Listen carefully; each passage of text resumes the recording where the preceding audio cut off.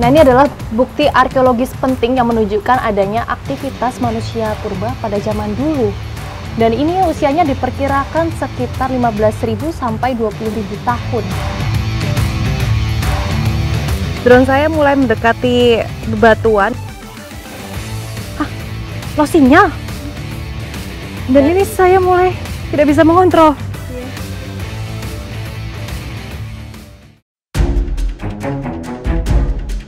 Peradaban purba di Kars Ramang-Ramang meninggalkan jejak yang menarik untuk ditelusuri.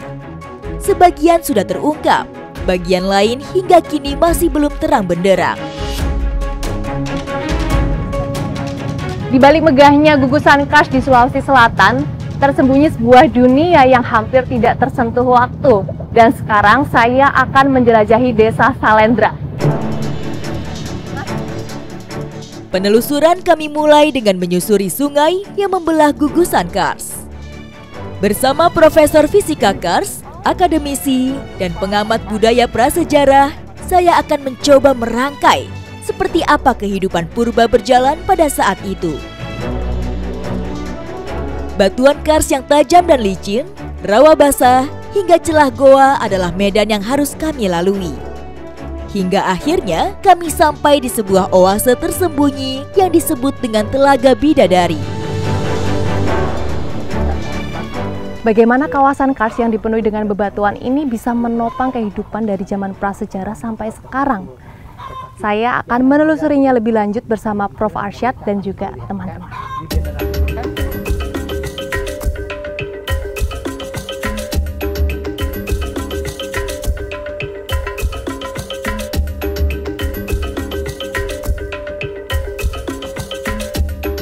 Di mana ada sumber air, disitulah ada kehidupan. Dan air itu sebagai tanda indikator jadinya proses ekosistem. Ya. Jadi ekosistem itu pengaruh timbal balik antara biotik dan abiotik. Ya. Jadi antara makhluk hidup dan makhluk tak hidup yang ada di sekelilingnya. Telaga Bidadari merangkai kehidupan dari yang terkecil hingga yang terbesar. Peranan Telaga Bidadari bahkan hingga kini tetap abadi, karena manfaatnya masih dirasakan masyarakat Salendrang hingga sekarang. Kars ini memiliki sistem hidrologi yang unik di mana bisa menyimpan dan juga mengalirkan air secara alami. Dan ini yang membuatnya menjadi tempat pemukiman dari ribuan tahun yang lalu ya. Jadi semua sumber-sumber ini kayak spon. Jadi dia bisa menampung dulu sampai daya tampungnya terpenuhi, baru dia meneteskan pelan-pelan. Nah, proses menampung dan menyalurkannya itu butuh waktu sekian lama. Para ahli memperkirakan manusia prasejarah menggunakan telaga ini sebagai sumber air utama atau sebagai tempat persinggahan dalam perjalanan mereka. Jadi dengan adanya sumber air di sini, ini adalah indikasi bahwa pada zaman dulu ada kehidupan di sini dan mereka itu tinggalnya di goa ya, Prof? Goa, jadi mereka bermukim di sekitar goa, tetapi di sekitar goa itu pasti ada sumber air, sumber penghidupan. Dan sekarang kita mau menuju goa. Telaga Bidadari menjadi petunjuk awal dalam mencari jejak-jejak mereka di sekitar sini.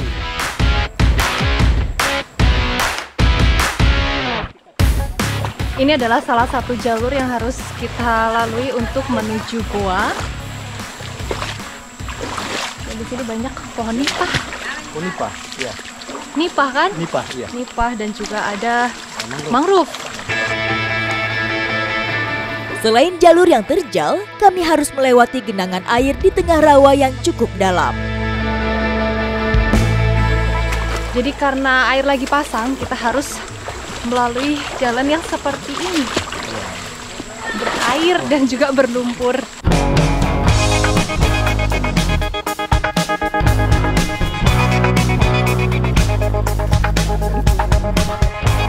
Kami sudah mau memasuki guanya dan tiba-tiba cuaca mendung, turun hujan. Tapi tidak apa-apa, tetap harus semangat untuk mengeksplor gua.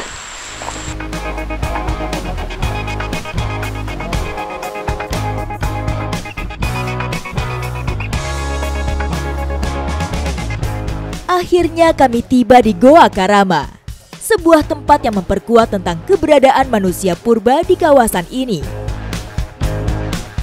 Jejak peninggalan manusia purba di Goa Karama meninggalkan lukisan di dinding dan langit-langit goa. Jadi di sini ada jejak kehidupan masa lampau, ada gambar bentuknya tangan, disebutnya dengan rock art. Rock art ya. Rock art. Tuh, itu kalau dilihat itu gambar anak kecil dan cara melukisnya itu disemprot-semprot iya, dengan bahan-bahan yang masih alami. Iya. Itu masih bertahan, tapi sebenarnya ada beberapa gambar lain, cuman karena sudah usang dimakan waktu, jadinya terkelupas putih-putih seperti ini. Jadi sebenarnya kira-kira ada berapa banyak gambar di sini? Kalau mengikuti nomor yang tadi itu, kita pernah menemukan sampai di angka 21 nomor. Sampai 21 nomor? Itu khusus untuk yang telapak tangan.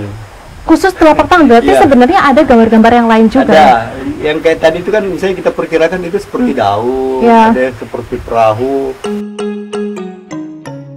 Lukisan tangan ini adalah salah satu bentuk seni cadas prasejarah yang paling umum ditemukan di goa-goa.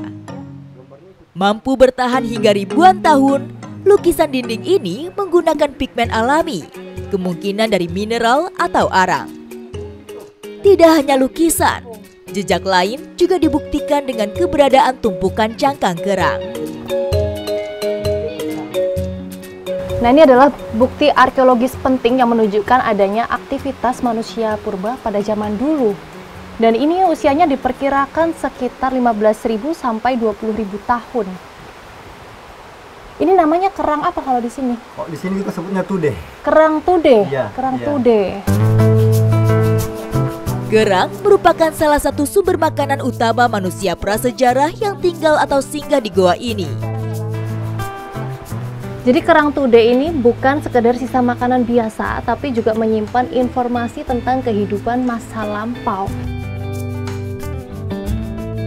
Kalau kita bicara soal keterkaitan masyarakat dulu dengan hari ini dan masyarakat dengan kawasan Kars, saya pikir sesuatu yang tidak bisa dipisahkan ketika kita bicara soal Kars sebagai ruang hidup dan simbol-simbol identitas bagi kita di sini.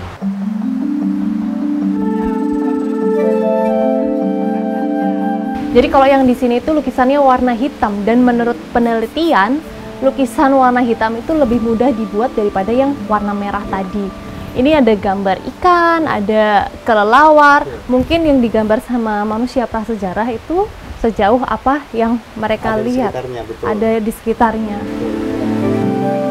Lingkungan Kars ramang-ramang jika dirasakan pada masa kini bukanlah tempat ideal untuk menetap. Namun, dengan jejak yang tersisa, pada masa lampau kawasan ini adalah tempat yang aman dan menyediakan sumber makanan.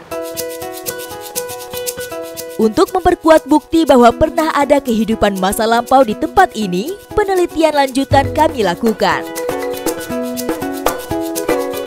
Tempat bersejarah seperti ini tidak bisa lepas dari penelitian, dan sekarang saya sudah bersama dengan akademisi mau meneliti konsentrasi gas radioaktif yang ada dalam gua ini. Hasil pengukuran gas radioaktif ini bukanlah kesimpulan tentang kesamaan kondisi lingkungan dalam goa saat ini dengan masa lampau. Pengukuran semata-mata dilakukan sebagai prosedur standar saat memasuki sebuah goa untuk mengantisipasi keberadaan gas yang berbahaya. Ini cara kerja alatnya bagaimana, Bang? Untuk cara kerjanya ini, alatnya tinggal disimpan saya setelah 24 jam, akan muncul sendiri angkanya sini. Jika saat ini goa ini tidak aman untuk dihuni, belum tentu pada ribuan tahun yang lalu. Karena kondisi lingkungan terus berubah. Jadi pada alat itu setelah 24 jam nanti kan akan muncul angka dalam satuan picocurie per liter. Nah itu kalau dikonversi, dia batas amannya pada alat itu 8. Di dalam goa, salah satu yang berbahaya adalah gas radon, yaitu gas radioaktif alami yang tidak berbau dan tidak berwarna, terbentuk dari peluruhan uranium di dalam batuan dan tanah. Mengukur kandungan radon di dalam gua bisa memberikan kita informasi tentang kandungan radioaktif alami dalam goa. Berarti kalau gas radonnya tinggi, gelombang radioaktifnya juga tinggi? Iya. Jadi kita kalau datang ke gua, cukup datang aja, jangan bermukim, karena kita tidak tahu ada gas apa yang ada di dalam gua yang berbahaya ketika kena tubuh kita. Waktu tentu telah merubah kawasan ini. Jika saat ini Goa Karama berbahaya bagi manusia, di masa lampau justru di tempat inilah manusia menetap. Mbak, ini udah bener ya? Iya, sesuai. Udah sesuai ya? Setiap penelitian memerlukan GPS untuk menentukan titik koordinat. Dan kita sekarang sedang menentukan titik koordinatnya di Goa Karama ini. Goa Karama adalah situs tentang peradaban manusia di Ramang-Ramang. Agar tidak ada mata rantai sejarah yang putus, lokasi ini harus dijaga dan diawasi. Salah satunya dengan mencatat letak keberadaannya. Meneliti kars seperti ini bisa dari berbagai aspek, bisa dari sejarah maupun fisika kars seperti sekarang ini. Dan penelitian seperti ini bermanfaat untuk konservasi kars dan juga kegiatan masyarakat seperti pariwisata. Goa Karama adalah museum sekaligus laboratorium bagi siapa saja yang ingin mengenal leluhur manusia di negeri ini.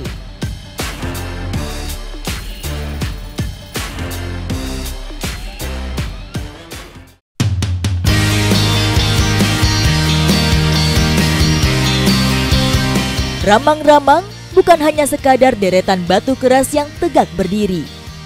Tempat ini adalah rumah berbagai jenis flora dan fauna endemik sekaligus sandaran hidup bagi masyarakat Salendrang. Setelah melihat sisa jejak makanan manusia prasejarah di dalam gua, saya akan membuktikan bahwa makanan itu benar-benar ada dan dikonsumsi sama masyarakat di Desa Salendrang sampai saat ini.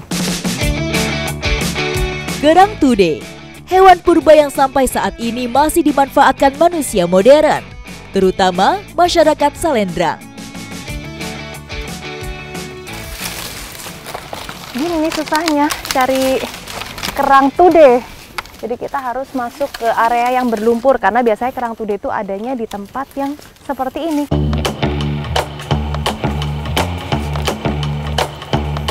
Dapat, Bu. Sudah dapat. Ini ada yang keras-keras ini. Dapat, Bu. Dapat. Ini dia kerang tude.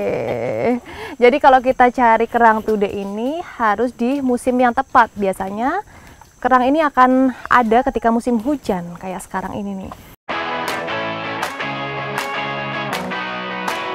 Mencari kerang tude harus dengan cara diraba, karena dia hidup di dasar lumpur.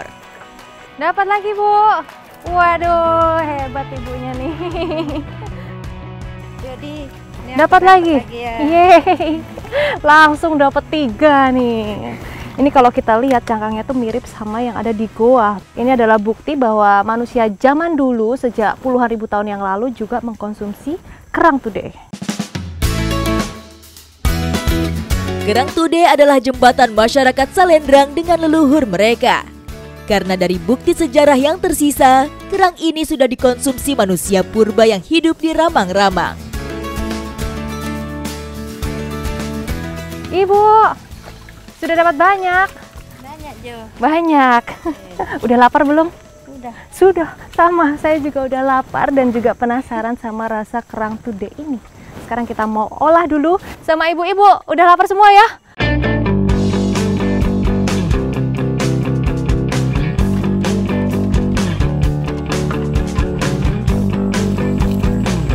Ibu, sudah jadi apinya. Waduh, besar sekali apinya. Biar cepat matang ya. Di alam, kerang tude juga berfungsi sebagai filter yang mengembalikan kemurnian alami air. Jadi ini bisa dimakan mentah-mentah ya? Bisa. Hidup-hidup bisa? Bisa. Waktu saya masih kecil ini saya biasa makan yang mentah. Oh, berarti zaman ibu kecil Dimakan mentah. dimakan mentah-mentah ya? Mungkin zaman dulu juga makan mentah-mentah ya?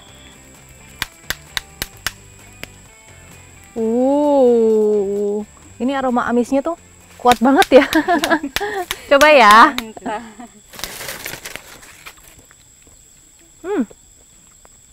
Asapnya. Meskipun dagingnya kecil tapi rasanya tuh gurih banget. Enak. Dengan kerang tude, peradaban purba bertahan dan berkembang hingga membentuk masyarakat modern seperti sekarang. Sejak zaman dulu, kawasan Kars ini sudah menjadi nyawa bagi kehidupan masyarakat di sini. Selain menjadi benteng alam, ekosistem Kars juga menyediakan makanan yang melimpah seperti ini nih. Ikuti jejak saya, jejak petualang.